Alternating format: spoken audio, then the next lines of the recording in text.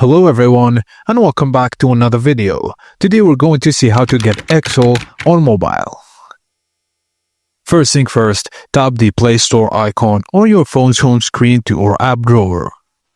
In the search bar at the top, type Microsoft Excel then tap Search. Look for the app by Microsoft Corporation. It usually has a green icon with a white X. Now press the Install button and wait for the download to complete. It may take a few minutes depending on your internet speed. Once installed, tap the Open button to open the application. Now you can sign in with your Microsoft account to access full features and cloud storage via OneDrive, or use it without signing in for basic editing and viewing.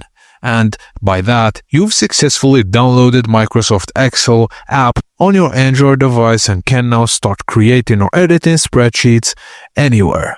Thank you guys for watching, and please don't forget to like and subscribe for more tips and tricks like this.